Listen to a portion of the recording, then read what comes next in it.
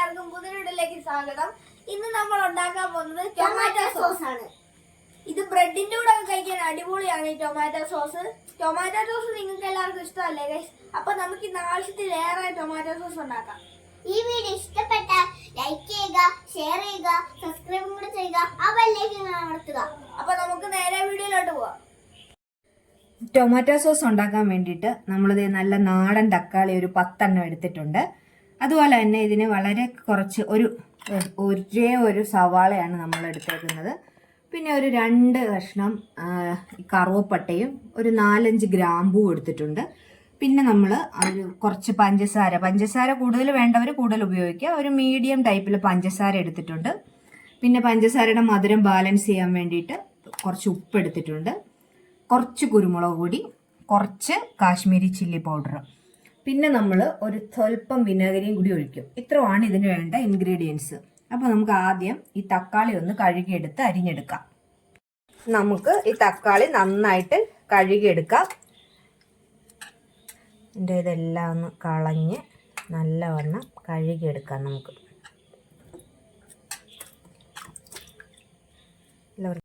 ഇതിന് നമുക്ക് പഴുത്ത തക്കാളിയാണ്. ഈ സോസിനൊക്കെ ഒരു മധുരം നന്നായിട്ട് പുളിപ്പ് വരാതിരിക്കണമെങ്കിൽ നല്ല പഴുത്ത തക്കാളിയാണ് എടുക്കേണ്ടത്.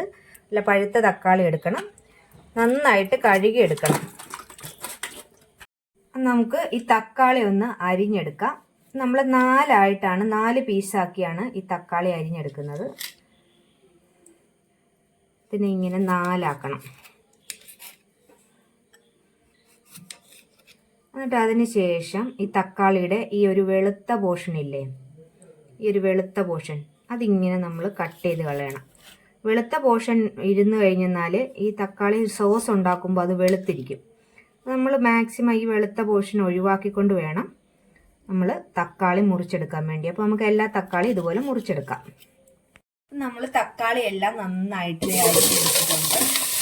നമുക്ക് ഈ തക്കാളി കുറച്ച് വെള്ളം ഒഴിച്ച് തക്കാളിയും ഇതെല്ലാം കൂടി നമുക്കൊന്ന് വേവിക്കാം. തക്കാളി ഒന്ന് ജസ്റ്റ് ഒന്ന് ആവി കയറി ഒന്ന് വെന്ത് വരണം. നമുക്കിതിലേക്ക് നമ്മൾ അരിഞ്ഞു വെച്ചിരിക്കുന്ന സവാള കൂടി ചേർത്ത് കൊടുക്കാം. ഒരു സവാളയാണ് നമ്മൾ എടുത്തത്.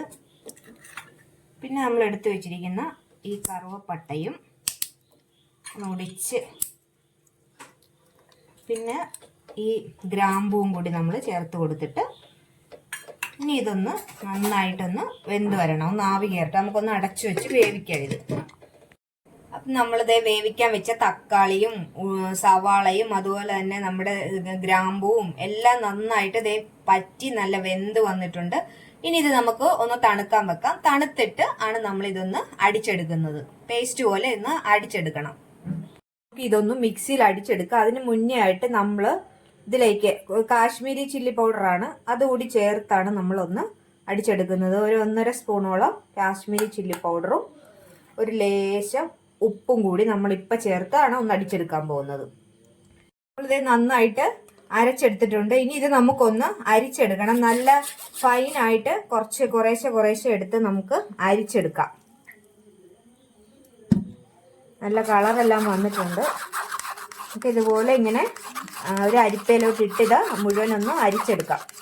നമ്മളിത് തക്കാളി അരച്ചത്, തക്കാളിയും നമ്മുടെ വേവിച്ച സാധനം എല്ലാം കൂടി അരിച്ചതാണിത്. ഇത് അരിച്ചെടുത്തിട്ടുണ്ട്. ഇതിന് നമ്മൾ തരി പാടില്ല, അതുകൊണ്ടാണ് അരിച്ചെടുത്തേക്കുന്നത്. ഇനി ഇത് നമുക്ക് ഒന്ന് വേവിക്കാം.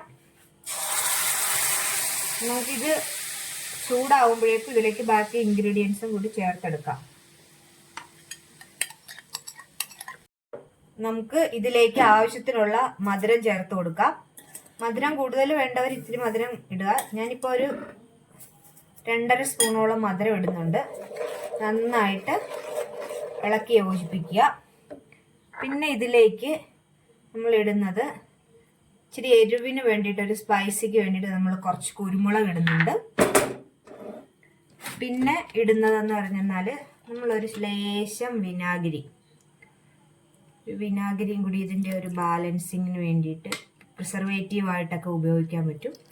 അപ്പോൾ നമ്മൾ കുറച്ച് വിനാഗിരിയും കൂടി ഇട്ട് ഇനി ഇതിനെ നന്നായിട്ട് യോജിപ്പിക്കണം. ഉപ്പ് നമുക്ക് ഇത്തിരി കൂടി ഒന്ന് പറ്റി കഴിയുമ്പോൾ ഉപ്പ് കൂടി നോക്കാം. നമ്മളെല്ലാ ഇൻഗ്രീഡിയൻസും കൂടി ഇട്ട് നന്നായിട്ട് ഇളക്കി യോജിപ്പിക്കുവാണ്. നമ്മുടെ സോസ് ഇത് ഇവിടെ റെഡി ആയിട്ടുണ്ട്. അപ്പോൾ എല്ലാവരും ഇതുപോലെ ഒന്ന് ട്രൈ ചെയ്ത് നോക്കണം. നമുക്ക് വീട്ടിൽ തന്നെ ഇപ്പൊ തക്കാളി എല്ലാം നല്ല വിലക്കുറവാണ്. എല്ലാവർക്കും വീട്ടിൽ തന്നെ ഇതുപോലെ തക്കാളി എല്ലാം ഉണ്ടാക്കി സോസാക്കി ചെയ്ത് വെച്ചാൽ നമുക്ക് കുഞ്ഞുങ്ങൾക്കൊക്കെ ഇത് ഇനി തണുക്കുമ്പോൾ ഇതൊന്നും കൂടി ഉറയ്ക്കും. അപ്പം നമ്മൾ ഇപ്പൊ ഈ ഒരു പരുവത്തിന് അങ്ങ് നിർത്തുവാണ്. അപ്പോൾ ഈ വീഡിയോ ഇഷ്ടമായെങ്കിൽ ലൈക്ക് ചെയ്യാനും ഷെയർ ചെയ്യാനും അതുപോലെ തന്നെ സബ്സ്ക്രൈബ് ചെയ്യാനും മറക്കരുത്.